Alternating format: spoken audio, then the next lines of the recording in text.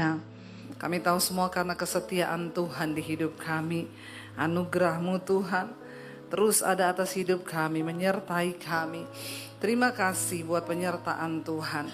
Terima kasih buat anugerah Tuhan. Karena itu hari ini kami memberi hidup kami, hati kami Tuhan, untuk kami boleh sungguh-sungguh mendengarkan firman Tuhan, agar hidup kami boleh dikendalikan oleh firman-Mu Bapa. Urapi hamba-Mu yang tidak ada apa-apanya, urapi setiap kami buka hati bagi firman Tuhan. Yang percaya Tuhan di tengah kita, memberkati kita. Mari katakan bersama, amin. Tepuk tangan buat Tuhan Yesus, saudara. Silahkan duduk Bapak Ibu, Shalom. Bagaimana kabarnya hari ini? Luar biasa, karena kita punya Tuhan yang luar biasa. Iya, hari ini kita akan belajar sama-sama firman Tuhan tentang bagaimana kita hidup menghormati Tuhan dalam hidup ini. Karena saya percaya bahwa kekristenan itu bukan hanya sekedar kita beragama. Kekristenan itu bukan hanya sekedar kita ke gereja tiap hari Minggu. Tapi ada yang lebih yang Tuhan mau dari hidup kita, yaitu kita hidup menghormati Tuhan. 1 Samuel pasal yang kedua ayat 30, kita lihat bersama saudara ya. Kita baca firman ini. Dan ini menjadi satu firman yang saya suka ingat-ingat ya, supaya menjadi pengingat bagi kita dan kita hidup berhati-hati. Baca bersama 1 Samuel 2 ayat 30, 1, 2, 3.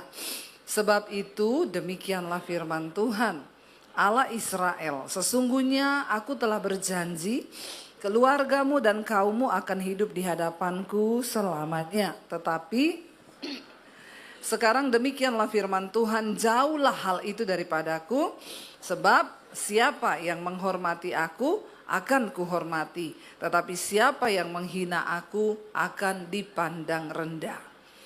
Saudara, Tuhan sampaikan firman ini kepada Eli dan anak-anaknya sebagai imam pada waktu itu di rumah Tuhan. Mengapa Tuhan berkata bahwa mereka tidak menghormati Tuhan? Ya, anak-anak Imam Eli, Hofni dan Pinehas pada zaman itu, mereka memakan daging persembahan yang harusnya dipersembahkan untuk Tuhan. Dan bukan hanya itu, ya di rumah Tuhan mereka melakukan persinahan. Para penyanyi-penyanyi, para penari-penari yang harusnya bertugas untuk melayani Tuhan itu banyak yang ditiduri. Mereka melakukan dosa persinahan dan kenajisan. Dan tadinya Tuhan sudah berfirman bagi keluarga Imam Eli, Tuhan berkata bahwa Tuhan akan menyertai mereka seumur hidup, keluarganya, anak cucunya akan tetap ada. Bukan cuma hidup, tapi dimuliakan oleh Tuhan. Namun karena mereka tidak menghormati Tuhan, Tuhan berkata, jauhlah hal itu daripadaku. Tuhan sudah berjanji akan menyertai keluarga ini. Tapi kemudian janji itu batal. Apakah Tuhan yang pelin-pelan? Apakah Tuhan yang berubah-ubah? Apakah Tuhan yang tidak menepati janjinya? Tidak seperti itu saudara. Tuhan itu tidak pernah lalai menepati janji yang diucapkannya. Karena firman Tuhan berkata, Allah itu bukan manusia yang gampang melupakan janji. Kita kalau dijanjiin orang, ya bisa jadi dia lupa saudara. Karena banyak janji manusia itu hanya surga telinga, iya enggak? Makanya kalau orang berjanji tidak usah terlalu dimasukin hati. Ya, karena banyak yang tidak ditepati. Ya, suami kalau janji sama istri, ya, istri-istri, kira-kira suami menepati nggak janjinya? Puji Tuhan ditepati ya, semua suami-suami di sini baik ya. Amin, ibu-ibu. Karena saya lihat ibu-ibunya tidak ada yang keberatan. Ya, berkata amin, semuanya suaminya baik. Kalau berjanji pasti insya Allah ya. Doakan saja. Pokoknya siapapun manusia itu kalau berjanji banyak yang lupa ya. Tapi kalau Tuhan yang berjanji, dia tidak pernah lupa. Namun kenapa Tuhan berkata, aku sudah berjanji akan menyertai keluargamu, anak cucumu akan tetap hidup di hadapanku selama-lamanya. Tapi karena engkau tidak menghormati aku, maka jauhlah itu daripadaku. Bukan Tuhan yang tidak setia, tapi janji Tuhan, berkat Tuhan itu bersyarat. Ada tanda bintang, amin. Ya, kalau dapat apa-apa tulisannya bintang itu syarat dan ketentuan berlaku. Saya selalu ingatin jemaat, kasih Tuhan tidak bersyarat. Saudara bikin dosa, saudara bertobat, minta ampun, diampuni enggak? Karena memang kasih Tuhan itu tidak, tapi berkat Tuhan itu bersyarat. Tuhan selalu memberi sebab akibat. Kalau engkau sungguh-sungguh mengikuti firman-Ku, berjalan sesuai dengan aturan-Ku, maka engkau akan berhasil dan beruntung. Selalu ada sebab, ada akibat. Kalau engkau menjadikan kebenaran menjadi barisan depanmu, maka kemuliaan akan mengikutimu. Ya, jadi janji Tuhan itu bersyarat. Makanya tidak semua orang Kristen bisa mengalami dan menikmati janji Tuhan. Kasih Tuhan tidak bersyarat. Saudara mau bikin dosa kayak apa, datang minta ampun, nangis, diampuni. Tuhan gak ngomong gini, bayar perpuluhan dulu baru aku ampuni. No. Alkitab berkata, apabila engkau datang mengaku dosamu, ya, dan engkau bertobat, maka Tuhan mengampuni. Tapi tidak begitu dengan berkat Tuhan. Ya, ada syaratnya. Dan ketika Tuhan berjanji kepada keluarga Imam Eli, ya, kalau engkau hidup sungguh-sungguh ya itu akan terjadi. Tapi ternyata kelakuanmu, dosamu yang membuat janji Tuhan itu tidak terjadi. Menjauh, Tuhan bilang jauhlah itu. Ya, bukan telinganya yang kurang tajam mendengarkan doa kita, bukan tangan Tuhan yang kurang panjang untuk menolong kita, tapi dosamu itu menjadi penghambat yang baik terjadi atas hidupmu. Makanya sering kita bertanya, dia kan Kristen ya, dia kan pendeta ya, tapi kok hidupnya kasihan banget ya. Ya walaupun saudara Kristen, walaupun saudara pendeta, kalau engkau gak sungguh-sungguh menghidupi firman Tuhan, sorry, kau gak bisa terima janji-janji Tuhan. Mari kita menghormati Tuhan. Anak-anak Imam Eli meniduri para pelayan Tuhan, bersinah, melakukan kenajisan. Mereka mencuri persembahan yang harusnya untuk Tuhan dimakan. Ya. Banyak orang Kristen hari-hari ini juga mencuri sesuatu yang menjadi milik Tuhan. Ya, untuk urusan uang, aduh nomor 1 ya. Pokoknya Tuhan ambil alih hidupku, kecuali uangku. Nggak boleh ikut-ikutan Tuhan. Pelit kita. Ya, tapi di sini nggak ada dong yang pelit, amin. Insya Allah. Ya. Harus semuanya kita serahkan sama Tuhan, saudara. Karena mereka dianggap tidak menghormati Tuhan, maka batal janji itu tentang penyertaan Tuhan. Ya, bahkan dimusnahkan semua keturunannya. Tuhan bilang begini, saudara. Sebab siapa menghormati aku, akan ku hormati. Sudah menjadi sifat dasar manusia itu adalah mau dihormati. Bukan cuma orang kaya, saudara. Jangan bilang, itu orang kaya-kaya bu, mintanya dihormati. Enggak, orang miskin juga banyak minta dihormati. Ya enggak. Malah kadang lebih sensi orang miskin itu. Ya, kita enggak senyum aja, mentang-mentang saya miskin. Ya, ini WA yang masuk di HP saya banyak nih. Karena HP saya ini ditaruh di YouTube nomornya. Yang masuk tuh puluhan ribu, saudara. Saya juga terbatas, enggak bisa balas. Cuma kadang-kadang ada yang saya baca, saya klik gini, ibu kok nggak balas-balas WA saya ya, karena saya miskin ya. Kadang-kadang orang miskin lebih sensi, saudara. Saya balas begini, emangnya saya tahu yang mana yang kaya, mana yang miskin yang WA ke saya. Oh kalau kaya warnanya hijau, nyala-nyala lampu. Nek miskin warnanya merah, hati-hati jangan dideketi. Kadang-kadang terlalu sensi. Saya bilang tidak ada tanda yang masuk ke sini miskin atau kaya, kau aja yang terlalu sensi. Minta dihormati. Orang itu, saudara, Semualah manusia, mau dia dari kuli, mau dia pejabat, mau dia hamba Tuhan, kalau dihormati seneng enggak? Seneng, nggak usah bohong. Ya, saya juga kalau dihormati seneng. Coba kalau saya datang terus yang terima tamu gini, Bu jalan aja ke sana, nggak tahu jalannya kemana, Ibu belok sana sendiri sana. Dalam hati kan saya akan begini, nih orang kok nggak tahu tuh sopan santunnya. Ya, karena salah satu tanda kita menghormati Tuhan juga kita menghormati sesama kita. Dan Tuhan tahu itu. Saudara, kita ini kalau dihormati manusia aja seneng enggak? Seneng toh? Ya, enggak usah munafik, saya juga seneng. Dihormati pejabat, seneng enggak saudara? Ya, saudara seneng kalau dihormati pejabat? Apalagi seneng ya?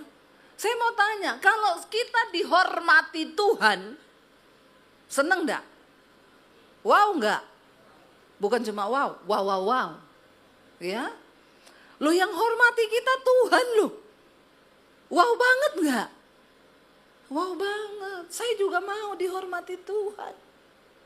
Tuhan tahu manusia itu memang ya sifat dasarnya itu mau dihormati. Tapi jangan gila. Ya. Dihormati bagus, tapi gila hormat tuh enggak usah, ya enggak penting juga. Ya, sewajarnya lah orang memperlakukan kita itu kita seneng. Tuhan bilang tuh begini saudara, siapa menghormati aku akan kuhormati. Ya, bayangkan loh. Saya tuh kan juga kita sering bawa tur saudara ke Israel Oktober, nanti besok tanggal 1 Juni kita ke Turki ibadah ya untuk siaran. Ada peserta itu yang WA saudara ngomong gini, awas ya kalau tur kamu itu enggak benar, ini yang ikut pejabat-pejabat loh. Saya balas dalam hati saya begini, mau kamu pejabat, mau kamu bukan pejabat, ketika kamu bayar ya, maka kamu adalah customer yang wajib untuk kami hormati. Jadi bukan soal pejabat atau tidak. Semua orang yang datang, mau kaya mau miskin, ikut tur ini akan dilayani dengan baik. Karena kita ini melayani Tuhan. Tuhan bilang, ya kalau kamu bilang mengasihi Tuhan, menghormati Tuhan, tapi kau nggak bisa menghormati orang yang di sekelilingmu, ya berarti kamu bohong. Jadi bukan soal dia pejabat atau tidak. Kita wajib memang menghormati orang. Karena orang itu kalau dihormati seneng. Nah Tuhan bilang kalau kamu menghormati aku akan wow saudara. Kalau Tuhan menghormati kita, makanya enggak usah cari muka sama manusia, amin. Cari muka sama Tuhan saja. Waktu kita mendapatkan penghormatan dari Tuhan itu sudah, wow ya itu sudah kasta tertinggi sih dari kekristenan. Karena kau dapat perkenanan Tuhan, kau dapat penghormatan dari Tuhan. Ini yang ngomong Tuhan loh. Karena barang siapa menghormati aku akan kuhormati. Tetapi siapa menghina aku akan dipandang rendah. Kalau sudah Tuhan yang ngomong. Kalau kita itu hidup tidak menghormati Tuhan saudara, ya maka ya sia-sia hidup kita. Nah bagaimana cara kita ini menghormati Tuhan saudara? Hari-hari ini banyak penderitaan dari setiap orang itu mengalami masalah penderitaan akibat dari mereka tidak hormat sama Tuhan. Ya, tidak menghormati Tuhan. Ambil keputusan seenaknya sendiri, memutuskan segala sesuatu dengan ya keinginannya sendiri dan banyak kesalahan terjadi dalam hidup manusia akibat dari satu kesalahan yang sangat fatal karena kita hidup tidak menghormati Tuhan. Sekarang banyak orang itu berlomba-lomba membangun dirinya karena menghadapi tantangan zaman. Ke depan ini eranya era AI. Jadi kita harus membangun diri kita supaya kita ini bisa bertahan. Ya karena ya mau tidak mau banyak akan tergantikan dengan kecanggihan teknologi. Lalu orang tua mulai memperlengkapi anaknya. Makanya kamu tuh harus pinter. Sana sekolah Mandarin, les matematika, les bahasa Inggris, les bahasa Perancis. Semua dilesin. Tapi jarang orang tua yang memperlengkapi anaknya dengan les firman Tuhan. Nggak diajarkan bagaimana hidup menghormati Tuhan. Dan ini adalah sebuah kegagalan. Ya, ajar anak-anakmu untuk hidup takut akan Tuhan. Menghormati Tuhan. Hari-hari ini orang membangun kualitas hidup dengan pola hidup sehat. Ya, benar nggak? No karbo, no gula. Ya, hidup sehat ya. Semua berubah jadi coach. Ya, kalau ditawari minum ini racun. Ya. Beli tempe mendoan aja bisa nggak pakai tepung. Ya, bisa nggak digoreng. Ya, nggak usah beli tempe mendoan, di rumah aja lu. Ya. Bagus, hidup sehat itu bagus, sangat bagus. Nge-gym harus ya. Supaya kita punya otot yang kuat, supaya kita hidup juga bisa ya. Tapi ingat, jangan lupa saudara. Kalau cuma nge-gym, jaga pola makan, tapi lu nggak menghormati Tuhan, kayaknya ya kasihan deh lu. Ya, kamu sudah gagal. Karena startnya udah salah. Saya banyak temui anak muda jaga pola hidup, tapi malam minggu dugem. Ya, hidup bersinah, nggak menghormati Tuhan. Oh, kami nih Senin sampai Sabtu bu, no karbo, no gula, pokoknya diet. Tapi minggu semua kami makan, termasuk teman dimakan, sahabat dimakan, jemaat dimakan juga saudara. Ya, saudara ingat loh ya. Kita hidup sehat bagus, kita olahraga bagus, tapi itu bukan jaminan umur panjang. Karena umur itu di tangan Tuhan. Olahraga bagus, bukan untuk umur panjang loh. Ya, karena ada atlet gym masih muda mati di tempat gym ketiban alat berat, alat gym. Ya, itu artinya umur di tangan Tuhan. Mau sesehat apapun kalau ketiban alat gym mati enggak? Mati. Ototnya kering padahal. Ya, no karbo, no gula. Tapi jangan lupa loh, ada Tuhan yang berkuasa atas hidupmu. Kenapa kita harus hidup menghormati Tuhan? Mau sehebat apapun zaman berubah, kecanggihan teknologi berubah. Waktu Tuhan yang pegang kendali atas hidup kita, Dia yang menentukan. Bahkan ada jalan-jalan supranatural yang bisa Tuhan buka di luar angka logika pikiran manusia. Amin. Karena kalau kita hidup dengan kekuatan kita, gila saudara. Ya, makanya kita harus hidup menghormati Tuhan. Bagaimana menghormati Tuhan? Amsal 3 ayat 6. Baca bersama ayat ini, 1, 2, 3. Akuilah dia dalam segala lakumu, maka ia akan meluruskan jalanmu.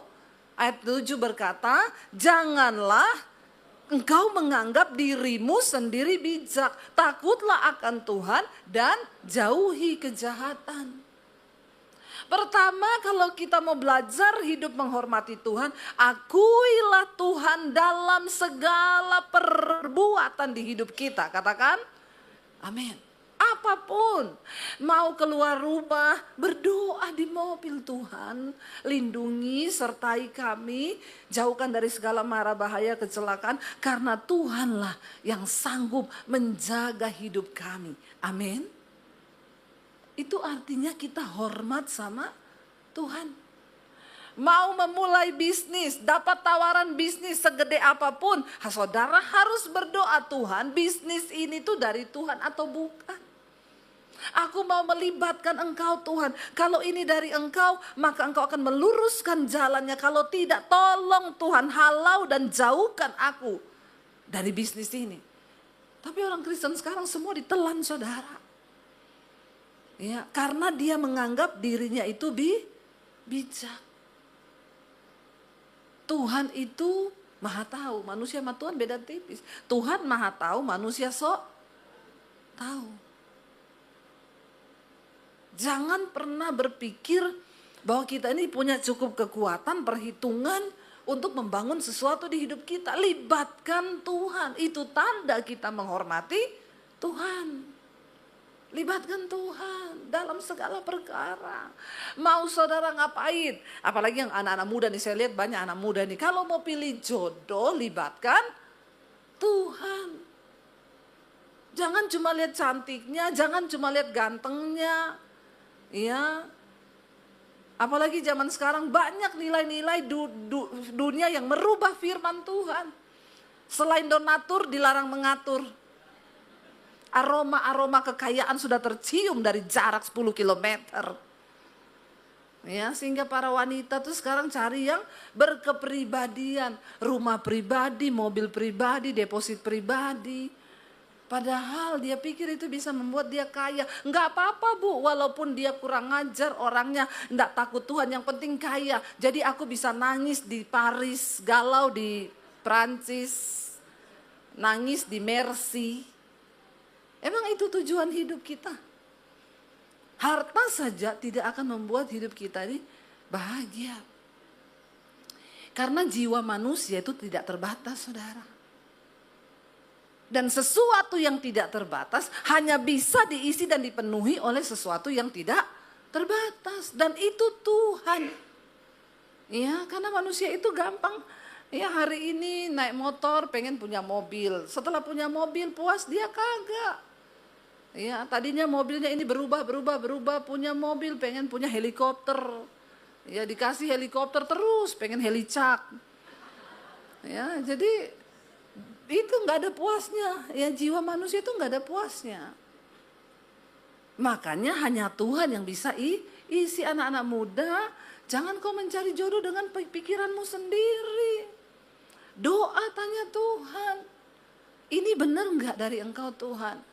Kalau benar dari Tuhan, walaupun saya suka, saya cinta, putuskan Tuhan dalam nama Yesus. Kalau bukan dari Tuhan, berani nggak berdoa begitu? Banyak anak muda yang bilang, enggak berani bu. Ya, saya suka soalnya. Makanya nyanyinya, kau berbohong, aku pun percaya. Kau dustai, aku tetap sayang. Ya itu, coba kau pikir di mana ada orang segoblok itu. Udah tahu pembohong, diterobos. Udah tahu penipu, diterobos. Nanti nikah. Ya, masalah rumah tangganya baru datang sama pendeta konseling. Ya, bertobat saudara. Anak-anak muda, buka hatimu untuk firman Tuhan. Jangan kau sombong, gak mau dengar firman. Caramu menghormati Tuhan akan menentukan masa depanmu. Akan menentukan hidupmu. Jangan antipati dengan firman Tuhan. Makanya orang tua juga ajarkan kepada anak-anakmu itu firman Tuhan.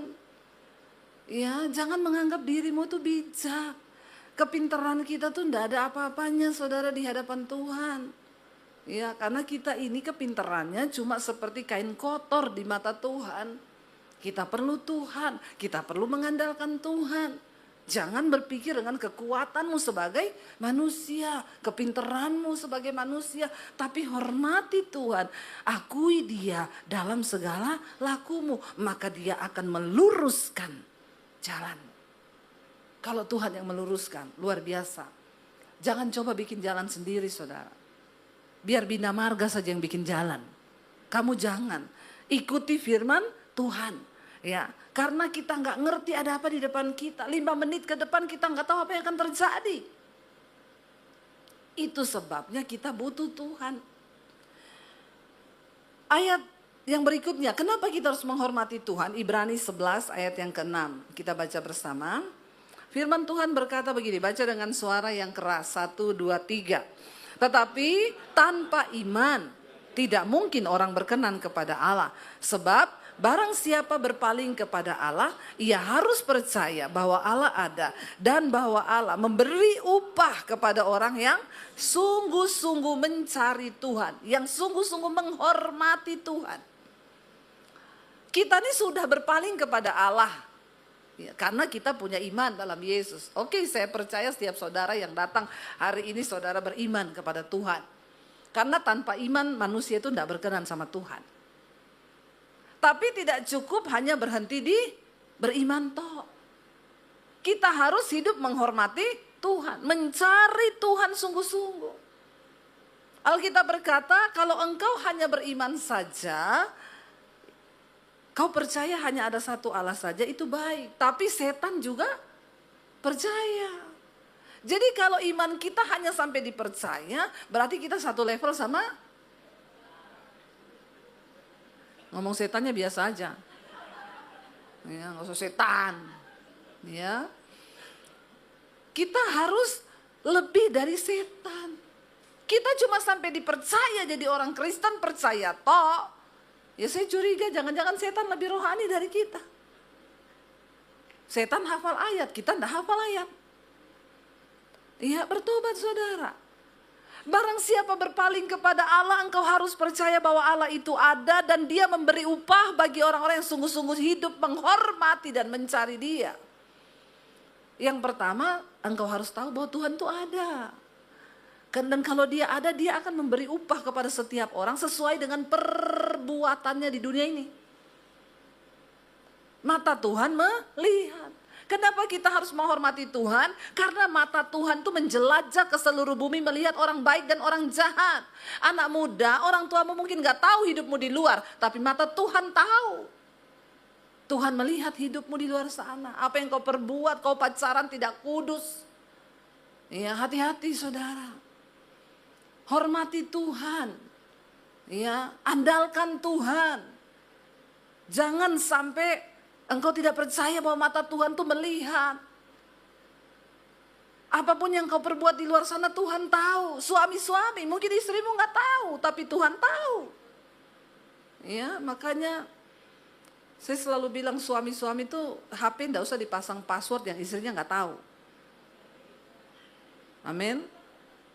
Harus saling tahu. Ada di sini yang suaminya HP-nya di password istri gak tahu? Ya. Angkat tangan kalau ada ya. Kita baptis ulang, kita rendam 20 menit. Biar dia buka mata langsung di rumah Bapa di sorga. Lebih baik rohnya selamat, tubuhnya binasa. Ya. Ada saudara, ada loh suami istri begitu. Kalau kita memasuk lebih jauh lagi, sekarang kenapa harus dipakai password istri nggak tahu? Berarti kan ada sesuatu yang disembunyikan di dalam. Kalau kita hidup dalam kebenaran, dalam terang kan nggak perlu begitu. Amin. Karena terang itu hanya berbuahkan kebenaran, keadilan. Ngapain harus dikasih password?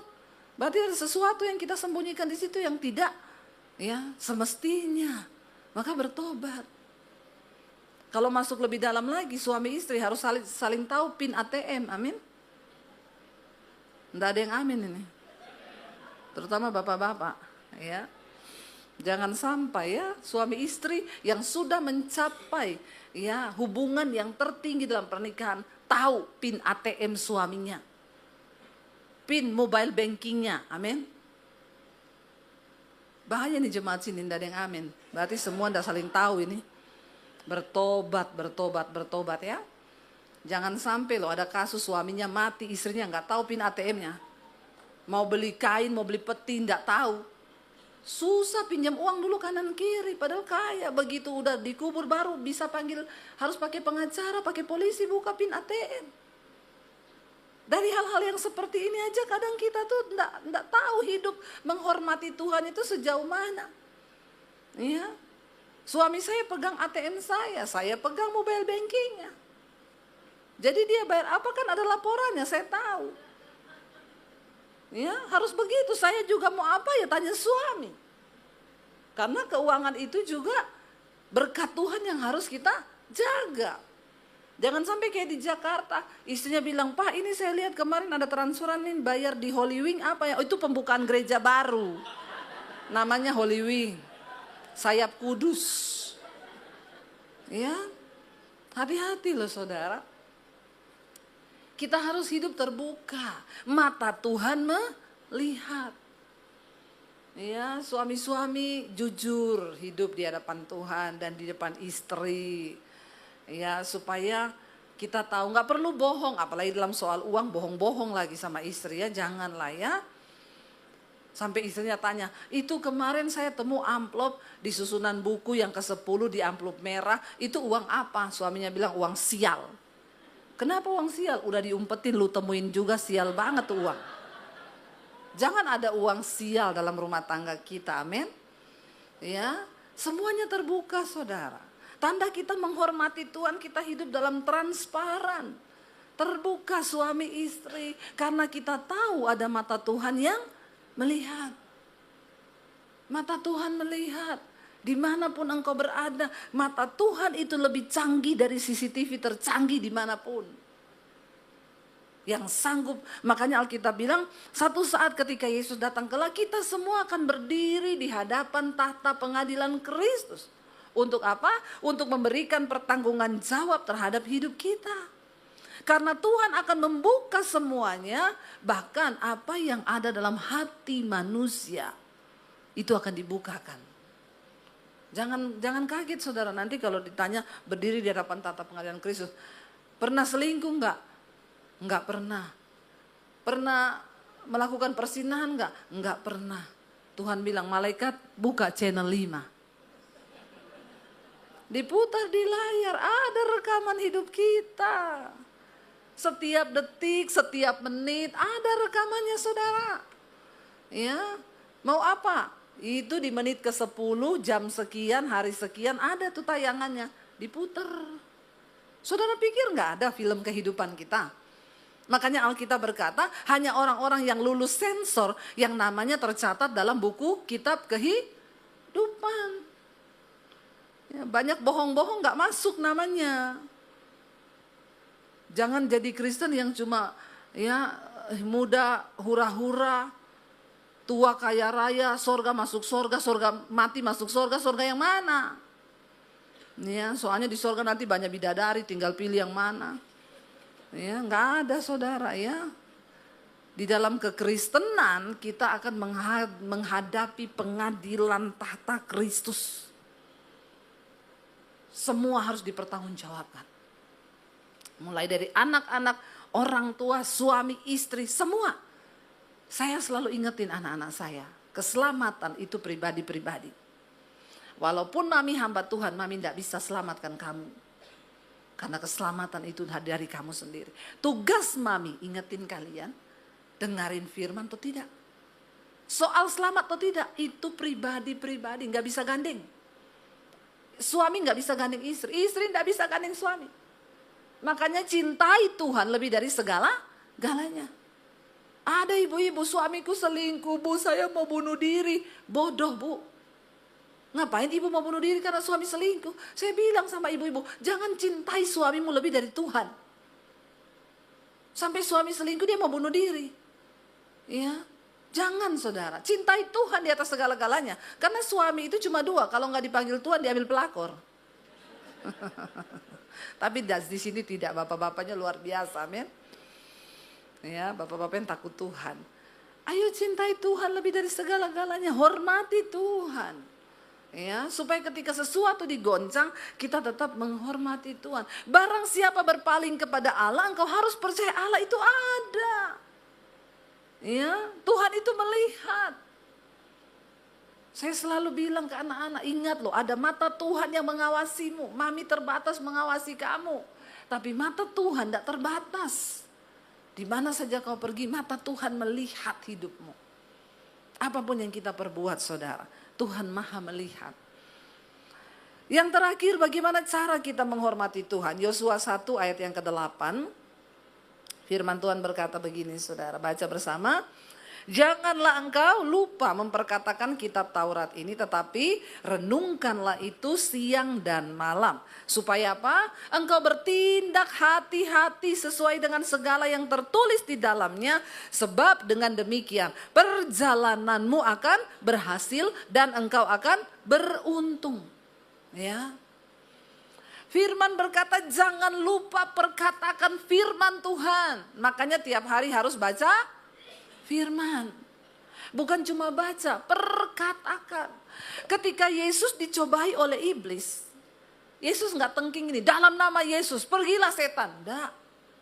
Yesus bilang ada tertulis.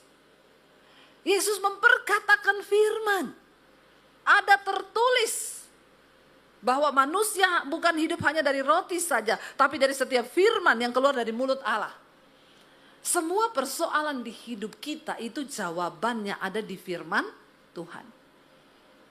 Kalau kita mau baca Alkitab. Masalahnya, salah satu tanda kesombongan dari orang Kristen gak mau baca firman.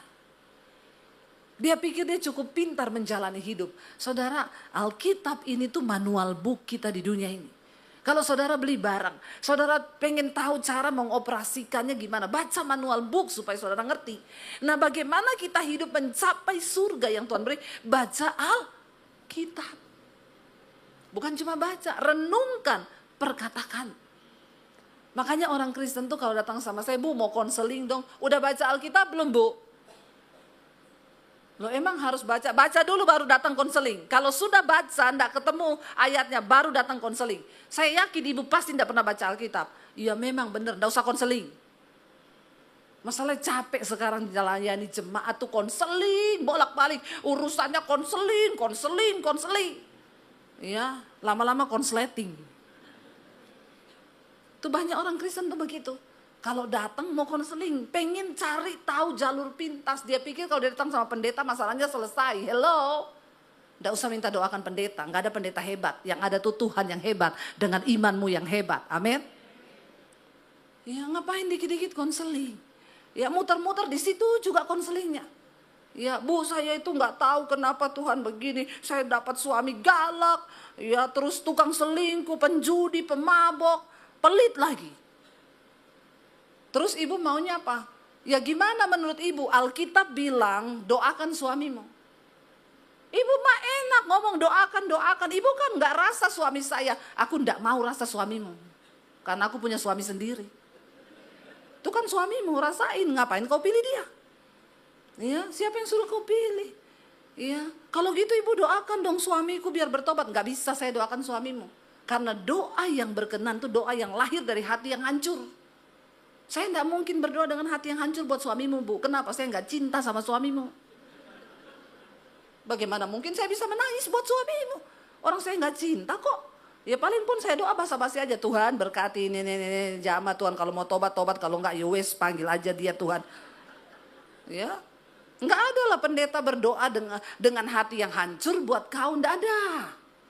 Ya, saya pun tidak. Kenapa saudara? Tuhan bilang tangisi dirimu, tangisi keluargamu. Nggak ada pendeta yang mau menangisi saudara, kagak. Saya cuma kasih tahu jalan kebenaran. Saudara dengar silakan, tidak juga silakan. Pilihan ada di tanganmu. Tuhan Yesus aja nggak bisa paksa kau kok. Karena kita diciptakan dengan kehendak bebas. Ya. Baca Alkitab. Baca itu Alkitab, baca. Semua jawabannya ada di firman Tuhan. Nanti kalau masih mau ngeyel, lah gimana Bu? Ibu sudah baca Alkitab? Belum. Saya kasih tahu ya. Alkitab berkata, hai istri-istri. Kalau ada suamimu belum bertobat dan tidak taat pada kebenaran, menangkanlah suamimu itu tanpa perkataan, hanya dengan perbuatan. Jadi ibu mulai sekarang stop cerewet sama suami.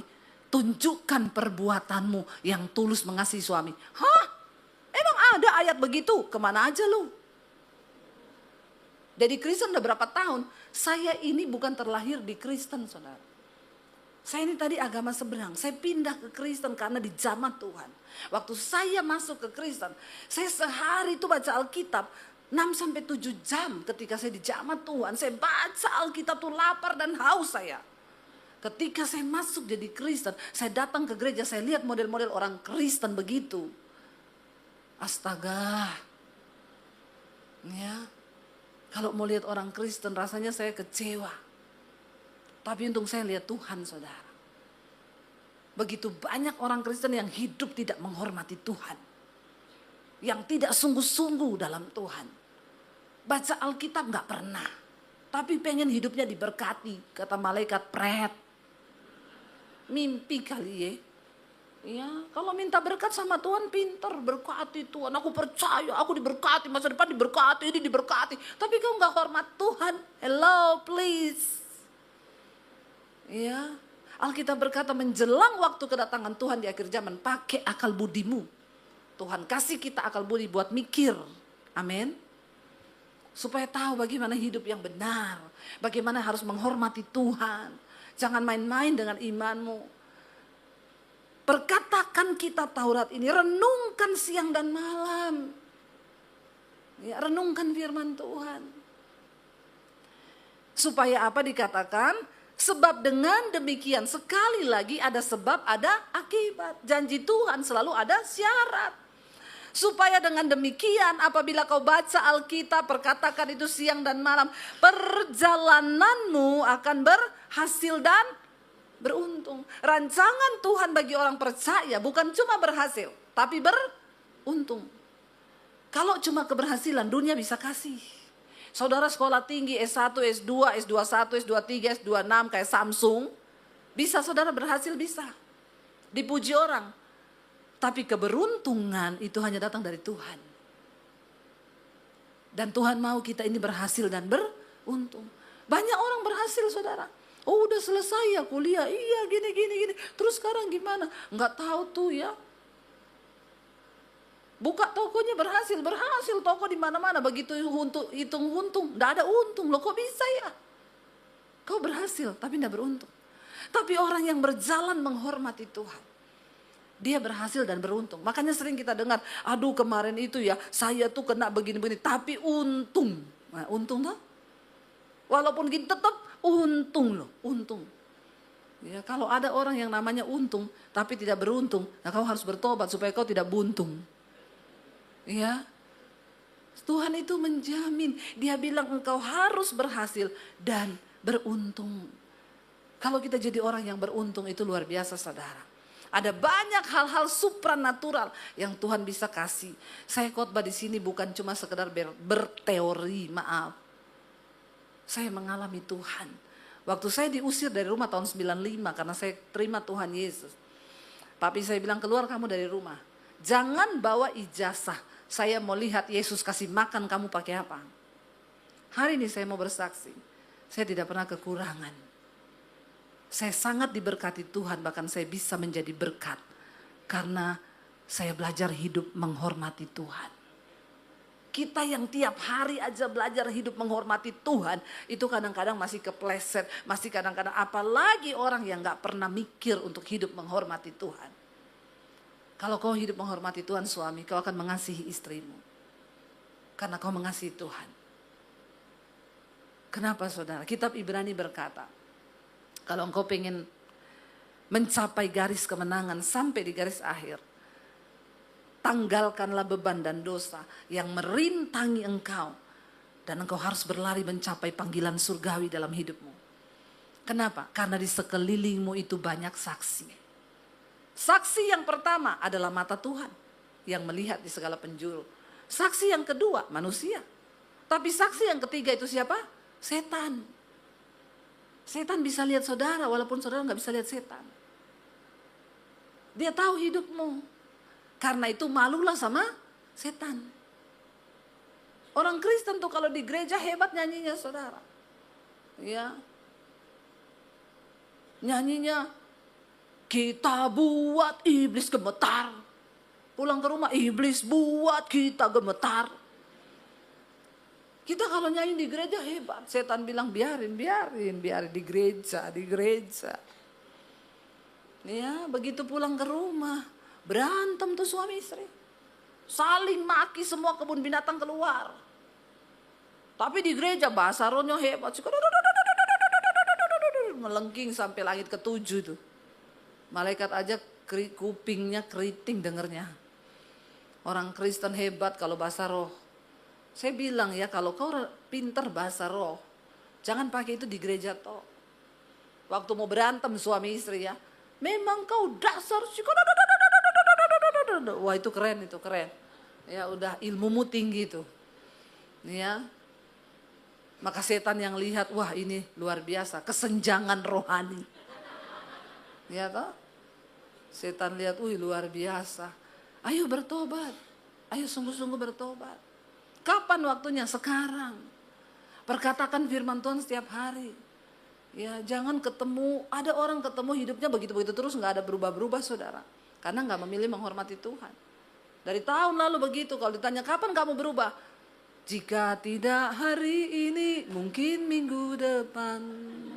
Jika tidak minggu ini, mungkin bulan depan. Jika tidak, mungkin kalau belum mati. Ya, sadar loh, ada Tuhan yang melihat. Dan hidup kita ini gak ada yang tahu sampai kapan, amin. Mari kita bertobat, perbaiki dirimu. Jangan tunda untuk hidup menghormati Tuhan. Supaya engkau diberkati, hidupmu berhasil dan beruntung. Itu jaminan firman Tuhan. Saya undang para imam musik maju ke depan. Kita percaya kita menyembah Tuhan yang agung, yang kudus, yang mulia, yang layak untuk kita sembah dan tinggikan. Yesus yang datang sebagai juru selamat, mati menyerahkan nyawanya untuk menebus saudara dan saya. Kita pantas untuk kagum dan hormat kepada Tuhan. Bangkit berdiri bersama saudara. Angkat tanganmu, katakan pada Tuhan hari ini. Ku kagum hormat akan Engkau. Ku kagum hormat akan Engkau. Kau Allah yang layak dipuji. Ku kagum akan Engkau. Ku kagum hormat akan Engkau. Ku kagum hormat akan Engkau. Kau Allah yang layak dipuji. Ku kagum akan. Mari tunjukkan hormatmu pada Tuhan. Ku kagum hormat akan Engkau. Ku kagum hormat akan Engkau. Kau Allah yang layak dipuji. Ku kagum akan. Lebih lagi saudara, angkat tanganmu pada Tuhan. Ku kagum hormat akan Engkau. Ku kagum hormat akan Engkau. Kau Allah yang layak dipuji. Ku kagum akan Engkau. Mari tutup mata dalam hadirat Tuhan. Katakan, Tuhan, kami mau belajar hidup menghormati Tuhan. Ampuni kalau selama ini kami bertindak, kami berlaku dengan kekuatan kami sendiri, dengan kehebatan kami sendiri. Kami lupa menyertakan Tuhan dalam hidup kami. Ampuni kami Bapa. Taruh rasa takut akan Tuhan dalam hidup kami. Supaya kami belajar menghormati Tuhan dalam hidup kami. Sebagai anak-anak muda juga, Tuhan ajar kami menempatkan Tuhan sebagai prioritas utama dalam hidup kami.